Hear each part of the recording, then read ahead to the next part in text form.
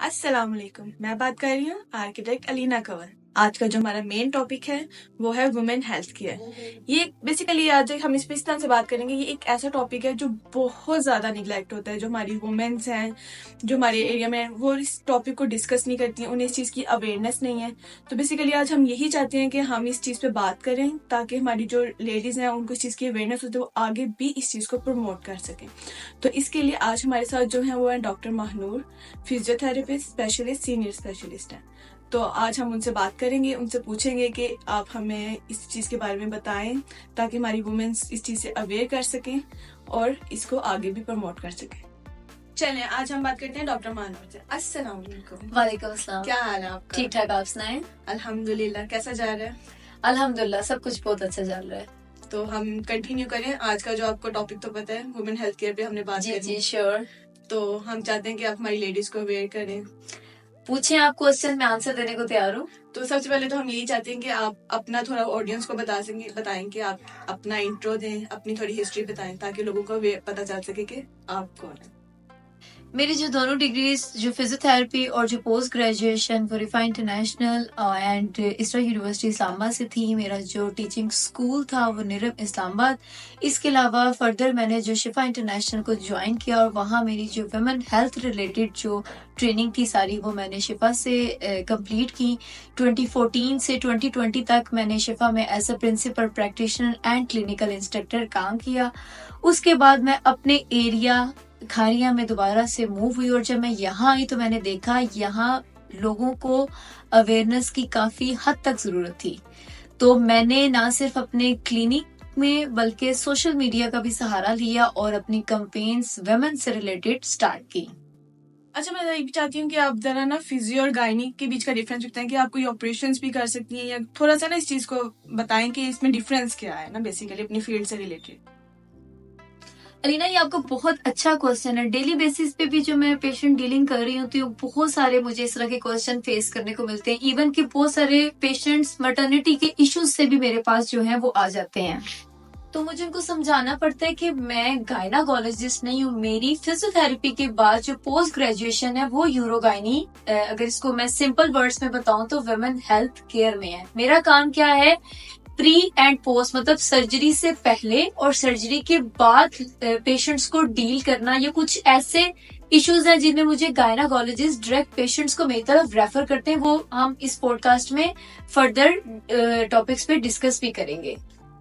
देखिए, अभी आपने मुझे बताया तो मुझे पता चला, मतलब इससे पहले मुझे इस चीज का नहीं पता था। तो अभी मैं एक और चीज चाहती हूँ कि आप इस तरह से हमें जो यूरोगायनी और वुमेन हेल्थ, इसका आपस में किस तरह से लिंक है, ये आप थोड़ा सा हमें गाइड कर दें तो ज्यादा अच्छा होगा। बेसिकली यूरोगायनी और वुमेन हेल्थ केयर दोनों एक ही चीज है। यूरोगायनी की जो डॉक्टर्स, अगर हम एमबीबीएस की बात करें तो कुछ ऐसे डॉक्टर्स हैं जो के आगे यूरोगायनी में स्पेशलाइजेशन करते हैं एमबीबीएस के बाद।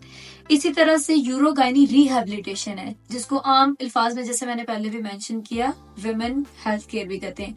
यूरोगायनी दो डिपार्टमेंट्स मिलके यूरोगायनी बना रहा है, यूरोलॉजी और गायनाकोलॉजी। और अगर हम इसमें रिहैबिलिटेशन को डाल दें तो ये 3 डिपार्टमेंट्स मिल जाते हैं, जिसमें यूरोलॉजी, गायनाकोलॉजी और फिजियोथेरेपिस्ट का रोल आ जाता है। अब मैं जब शिफा में भी थी, इवन अभी भी जो मेरे पास पेशेंट्स आते हैं वो यूरोलॉजी की तरफ से भी रेफर्ड होके आते हैं और गायनाकोलॉजी की तरफ से भी आते हैं। कुछ ऐसे इश्यूज होते हैं जिनको यूरोलॉजिस्ट और गायनाकोलॉजिस्ट खुद ही ट्रीट करते हैं, लेकिन जहां मेरे रोल की बारी आती है तो वो आगे फर्दर मेरी तरफ पेशेंट को रेफर कर दिया जाता है। तो अच्छा, अब हमें इस चीज पे भी हाईलाइट करेंगे, पाकिस्तान में ना इस वक्त ये चीज कहाँ पे इस चीज की प्रैक्टिस हो रही है ताकि हमारे लोगों को पता चल सके। पाकिस्तान में अगर मैं हाईलाइट करूं जहां इसकी बहुत जबरदस्त प्रैक्टिस हो रही है तो वो सबसे पहले शिफा इंटरनेशनल हॉस्पिटल में, जहां मैंने खुद भी काम किया एज अ पायनियर। हाँ जी। और उसके अलावा कराची आगा खान में। इसके अलावा भी कुछ छोटे मोटे सेटअप्स हैं, लेकिन वो इतने नॉमिनेटेड नहीं है जिसमें मैं आपको मेंशन कर सकूं। निजी तौर पे काफी इसकी प्रैक्टिसेस चल रही हैं, लेकिन टर्शरी केयर लेवल पे ये 2 ही हमारे जो इंटरनेशनल लेवल पे प्रूफ्ड हॉस्पिटल्स हैं, वहां इनकी प्रैक्टिसेस चल रही है और बड़े एडवांस और इंटरनेशनल प्रोटोकॉल्स को फॉलो किया जा रहा है। अब अल्हम्दुलिल्लाह मैं आपको ये कह सकती हूँ कि हमारे छोटे से एरिया में मैंने भी इसकी प्रैक्टिस जो है वो स्टार्ट किया, और बिल्कुल वैसे ही उन्हीं इंटरनेशनल प्रोटोकॉल्स को फॉलो करते जो कि मैं शिफा में करती थी। मैंने अपने जुबैदा फिजियो क्लिनिक में भी उन्हीं प्रोटोकॉल्स का ख्याल रखते हुए इसकी प्रैक्टिस को स्टार्ट करी। क्लिनिक कहाँ पे है, लोगों को कहाँ आना चाहिए? मेरा क्लिनिक जो है वो खारिया में, कैंट के पास एक छोटा सा गांव नहीं कह सकते, काफी हमारा एडवांस गांव है सहना, उधर मैं अपनी ये प्रैक्टिस कर रही हूँ। इसके साथ साथ मैं ऑनलाइन भी सर्विसेज दे रही हूँ। जितना मुझे पता चला आप फिजियोथेरेपिस्ट के साथ साथ आप योगा भी कर रही हैं, और इवन आप जो है अपने पेशेंट्स को है ना वो रेफर भी करती हैं और आप उनको क्लासेस भी दे रही हैं। क्या ये सच है, या इसके बारे में कुछ आप थोड़ा प्रमोट कर लें? हाँ जी अलीना, आपने बिल्कुल ठीक सुना है। मैंने इंडिया से योगा, मेडिटेशन, आयुर्वेदा में डिफरेंट सर्टिफिकेशंस की हैं, और अल्हम्दुलिल्लाह काफी बच्चे, इवन बड़ी फीमेल्स भी जो है उनको भी मैं ऑनलाइन योगा प्रैक्टिस करवा रही हूँ, इवन मेडिटेशन भी, और मैं खुद भी इसको अपनी डेली रूटीन में प्रैक्टिस करती हूँ। और जितने मेरे पास अभी पेशेंट्स हैं वो काफी, उनका एक पॉजिटिव फीडबैक है, स्पेशली वो पेशेंट्स जो कि आजकल आपको पता है हमारी जिस तरह से सेडेंटरी लाइफस्टाइल चल रही है, डिप्रेशन, एंजाइटी, ये हर घर की स्टोरी है। तो अल्हम्दुलिल्लाह मेरे पेशेंट जो हैं वो 100% उनके पॉजिटिव फीडबैक आया मुझे कि अगर वो योगा करने से पहले डिप्रेशन में थे तो उनका 50 to 70% जो है वो डिप्रेशन, एंजाइटी योगा करने के बाद काफी हद तक कम हो गया है। और इसके अलावा भी अगर योगा में बात करें तो ये एक ऐसा बड़ा टॉपिक है कि हमारा ये पॉडकास्ट जो है ना वो खत्म हो जाए और योगा की तारीफें ना खत्म हो। मुझे बहुत अच्छा लगा योगा का सुन के, क्योंकि जैसा कि मेरी बिजी रूटीन है, मैं बिजी रहती हूँ तो मैं खुद भी बहुत डिप्रेस रहती हूँ। तो ये जो मेडिटेशन है, योगा है, जैसे आप बता रही डिप्रेशन कम होता है, आप फ्रेश हो जाते हो, तो मैं खुद भी इस चीज को जरूर फॉलो करूंगी। वेलकम। देन मेरा नेक्स्ट क्वेश्चन ये है कि हमारी जो लेडीज हैं उनको आप थोड़ा बताएं कि ऐसी वो कौन सी मिस्टेक्स करती हैं एज अ वुमन, मुझे भी नहीं जो शायद ना पता हो, तो मैं जानना चाहती हूँ कि वो आप हमें बताएं कि हमें जो है डेली रूटीन में नहीं करनी चाहिए, और ये कॉमन है कि ये लेडीज जो है ना कर रही हैं। देखिए अलीना, डेली बेसिस पे बात करने से पहले मैं जो आपको चीज इधर हाईलाइट करना चाहूंगी कि विमेन हेल्थ केयर में कौन सी ऐसे हाईलाइटेड इश्यूज हैं जो कि खुद एक औरत को भी नहीं पता, और ये हमारी हर दूसरे घर की स्टोरी है। उसमें जो सबसे कॉमन अगर मैं इशू हाईलाइट करूं आजकल के टाइम पे, वो है वजाइनल डिस्चार्ज, जिसको आम जुबान में लकोरिया भी कहा जाता है। अब लोगों को इसका भी नहीं पता, क्योंकि कुछ हमारे महसूस जो आयाम है उससे पहले और बाद में आना इट्स नेचुरली नॉर्मल, ठीक है। लेकिन अगर उसमें किसी किस्म की भी आपको फील हो कि उसकी डिस्कलरेशन हो रही है, अगर उसमें कोई ऑर्डर चेंज आपको फील हो रहा है, स्मेल वगैरह हो रही है, ईचिंग हो रही है, ये कोई भी आपको ऐसा सिम्टम फील हो रहा है जो कि रूटीन से हट के है, तो ये नॉर्मल नहीं है। इसमें आपको अपने किसी भी सर्टिफाइड प्रैक्टिशनर को जरूर कंसल्ट करना चाहिए। अब अगर हम इसके बाद एक दूसरे टॉपिक पे आ जाए जिसको यूरिन इनकॉन्टिनेंस कहते हैं, अक्सर आपने अपनी सराउंडिंग में अपनी मदर्स को सुना होगा कि जी खांसी करते हुए, छींक मारते हुए जी हमारा यूरिन लीकेज हो गया। ये जब मैंने अपनी फर्स्ट रिसर्च की थी तो मैंने उसमें जो अपने इवन इसी एरिया को, गुजरात को हाईलाइट किया था, तो उसमें जो अफेक्टेड पॉपुलेशन आई थी वो ऑलमोस्ट 70% आई थी, जिनमें 40+ का मैंने डाटा लिया था। लेकिन उसके बाद सडन क्या मैंने देखने को मुझे मिला कि 40 की जो फीमेल्स हैं वो तो अफेक्टेड है ही हैं, लेकिन हमारी जो यंग पॉपुलेशन है, यंग गर्ल है, वो ज्यादा अफेक्टेड हो रही है। तो मैंने उस पे काम करना शुरू किया कि क्या ऐसे फैक्टर्स हैं जिससे हमारी जो आजकल की जो यंग जनरेशन है वो क्यों अफेक्ट हो रही है। और उस एज ग्रुप में ज्यादातर जो मैंने देखा कि 12 साल से लेके 30 साल की जो लड़कियां और बच्चियां, खवातीन जो भी हैं, वो लाइक कर रही हैं। तो जब मैंने उनको क्लोजली ऑब्जर्व किया, उनसे डाटा कलेक्ट किया, तो उसमें सबसे बढ़ के जो मुझे चीज मिली, हमारा सेडेंटरी लाइफस्टाइल। हम लोगों ने खाया पिया एक ही जगह बैठ के, मोबाइल्स फोन पे 24 घंटे चिपके रहना, हमें अपनी हाइजीन से रिलेटेड नहीं पता कि हमें खुद को कैसे पैम्पर करना है। हम खुद को एडवांस तो बहुत समझते हैं, ब्रांडेड कपड़े जूते तो ले रहे हैं, लेकिन हेल्थ पे नहीं लगा रहे। और सबसे बढ़ के जो हमारी आजकल फूड फैक्ट्री है, जंक फूड, इन्होंने तो बच्चों की तबाहियां कर दी, जिसमें सबसे हाईलाइटेड ये नूडल्स हो गए, स्पाइसी फूड्स हो गए, बर्गर, पिज्जास और ड्रिंक्स। इन्होंने हमारी फीमेल्स बच्चियों का बेड़ा गर्क करके रख दिया है। और अगर मैं इनकॉन्टिनेंस की बात कर दूं तो इसकी भी आगे फर्दर टाइप्स हैं। किसी को अर्ज है, किसी को स्ट्रेस है, और ये एक ऐसा टॉपिक है विमेन हेल्थ केयर का कि ये एक बहुत ब्रॉड टॉपिक है। मतलब इसके अंदर भी डिफरेंट जो है कैटेगरीज हैं। जैसे कि मैंने विजाइनल डिस्चार्ज का मेंशन किया, उसके अंदर हम लोग देखते हैं कि किस तरह का फंगल इन्फेक्शन है, बैक्टीरियल है, व्हाटएवर क्या है, उसकी भी आगे डिफरेंट क्लासिफिकेशन है। इसी तरह से इनकॉन्टिनेंस की, फिर कुछ फीमेल्स में मसल्स वीकनेस की वजह से भी इशू है, और कुछ फीमेल्स को साइकोलॉजिकली मसल्स इतने हार्ड हो जाते हैं कि उनको भी डिफरेंट इश्यूज को फेस करना पड़ता है। तो इंशाल्लाह आने वाली सीरीज में मैं one by one her topic को एक डिटेल्स में डिस्कस करूंगी, साथ में उसकी प्रिकॉशंस, उसका ट्रीटमेंट जितना हो सकेगा एक ओवरऑल पॉपुलेशन से रिलेटेड मैं जरूर अपनी सीरीज में हाईलाइट करूंगी।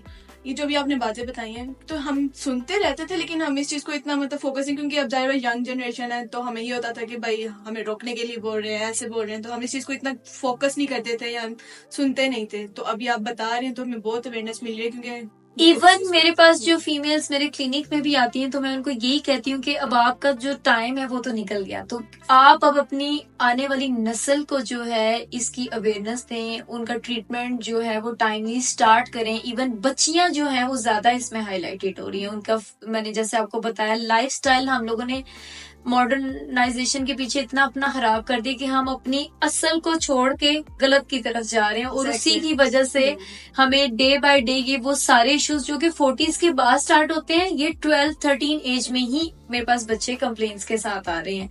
और इसमें कुछ, क्योंकि ये टैबू टॉपिक है, इस पे कोई बात करना नहीं पसंद करता, क्योंकि हमारा जो मुआशरा है वो मेल डोमिनेंट है। Exactly. और मैं जब शिफा में भी थी, इवन अभी भी जो मैं कैंपेन्स करती हूँ, तो उसमें मैं फीमेल से ज्यादा पॉपुलेशन है मैं उसको बहुत अवेयरनेस दे रही हूँ। क्योंकि देखें, फीमेल ने अपने मेल की परमिशन के बगैर अपना ट्रीटमेंट नहीं करवा सकेगी। क्योंकि शिफा में भी बहुत सारी ऐसी मेरे पास पेशेंट्स आती थी जो कि चाहती थी उनका ट्रीटमेंट हो, लेकिन क्योंकि ऑफ कोर्स उन्होंने अपने घर के वो मेल हैं, चाहे वो उनके वालिद हैं, उनके भाई हैं या उनके शोहर हैं, एक्स जो भी हैं, उनसे परमिशन लेनी होती थी, तभी वो अपने ट्रीटमेंट को गो थ्रू करती थी। तो मैं उनको भी वहां भी अवेयरनेस देती थी कि आपकी फैमिली तब तक हेल्दी नहीं होगी जब आपकी घर की औरत हेल्दी नहीं होगी। क्योंकि अगर हम लोग अपनी ओवरऑल पॉपुलेशन को देखें तो हमारी फीमेल्स मेल्स से तादाद में ज्यादा है, लेकिन हमारा जो मुआशरा है वो मेल डोमिनेंट है। तो इसलिए देखने वाली फीमेल से तो मेरी गुजारिश है कि कोई भी ऐसे मसले जो मैंने अभी अपने इस पॉडकास्ट में अपनी सीरीज में हाईलाइट की हैं, वो अगर कोई भी इससे सफर कर रहे हैं तो जरूर अपने करीबी सर्टिफाइड प्रैक्टिशनर को कंसल्ट करें। और उन मेल से भी गुजारिश है जो मेरी वीडियो देख रहे हैं कि अपनी जो फीमेल्स हैं, चाहे वो आपकी सिस्टर है, मदर है, बहन है, व्हाटएवर जो भी हैं, उनमें से भी अगर कोई इस इशू से सफर करें तो जरूर अपने करीबी डॉक्टर के पास उनको लेके जाएं। क्योंकि अगेन अगर आपके घर की औरत हेल्दी है तो आपकी नस्लें भी हेल्दी होंगी।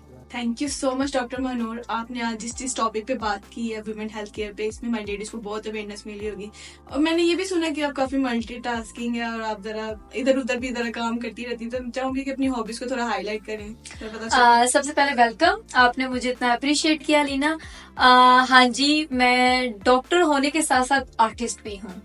एक्चुअली मुझे वो किताबों का कीड़ा बनना हर टाइम पसंद नहीं, क्योंकि जैसे मैंने मेंशन किया कि मैं योगा भी करती हूँ, तो शुरू से ही शायद अल्लाह ताला ने मुझे इस काम के लिए चुना, लेकिन साथ साथ मेरे अंदर का एक आर्टिस्ट भी है जो मुझे हर थोड़ी देर बाद फ्रेश रखता है। मैं सिंगिंग भी करती हूँ, कलाम वगैरह नाते हैं, इसके साथ साथ मैं कैलीग्राफर हूँ, और ये मुझे विरासत में सब चीजें मिली। जो मेरे नाना बू हैं वो माशाल्लाह बहुत अच्छे गॉड गिफ्टेड कैलीग्राफर हैं, तो मैंने बचपन में तख्तियों से उनसे सीखा, और अल्हम्दुलिल्लाह मुझे यंग टैलेंट अवार्ड से भी नवाजा गया, और मैंने 2-3 जो रावलपिंडी आर्ट गैलरी में पार्टिसिपेट भी किया एग्जीबिशंस में। इसके अलावा भी काफी मैं पेंटिंग्स वगैरह बनाती रहती हूँ। मेरे फ्री टाइम में इसमें मैं फ्रेश रहती हूँ। जब भी मेरा ये शौक है कि मैं होटलिंग वगैरह नहीं करती, मैं जब भी बहुत ज्यादा स्ट्रेस आउट हो जाऊं काम से रिलेटेड कोई भी, मैं ब्रश उठाती हूँ और मैं पेंटिंग स्टार्ट कर देती हूँ। और इसके अलावा जो मेरी नानो थी अल्लाह ताला उन्हें जन्नत में जगह दें। उन्होंने वुमेन हेल्थ पे बहुत काम किया। वो टीचर थी, गवर्नमेंट टीचर थी, मेरे नाना भी टीचर, मेरी मतलब ननियाल पूरी फैमिली टीचर है। और ये मुझे लेगेसी में अल्लाह ताला ने एक गिफ्ट दिया है, तो चल रही हूँ। इसके अलावा जो मेरे दादा थे वो भी एक फोटोग्राफर थे, तो मुझे फोटोग्राफी का भी शौक है। तो मतलब इन शॉर्ट मैं कह सकती हूँ कि मुझे मल्टीपल जो आर्ट एंड क्राफ्ट है ना उसका करने का शौक है, मैं करती रहती हूँ। मल्टीपल चीजें करना है। जी जी जी जी। इसके साथ हम अपना आज का पॉडकास्ट एंड करते हैं। बहुत अच्छा लगा आपसे मिलकर डॉक्टर महानूर। Thank you. जाते जाते मैं इस चीज को भी दोबारा प्रमोट करना चाहूंगी, जैसे कि हमारी डॉक्टर महानूर जो गेस्ट थी आज की, उन्होंने बताया कि अगर हमारी आज की औरत हेल्दी नहीं होगी तो हमारी जनरेशन हेल्दी नहीं होगी। तो प्लीज इस चीज को आगे, इस चीज की अवेयरनेस लें और इस चीज को प्रमोट करें ताकि हमारी आज की औरत हेल्दी हो, ताकि हमारी आगे की जनरेशन हेल्दी हो। अल्लाह हाफिज, मिलेंगे नेक्स्ट पॉडकास्ट में।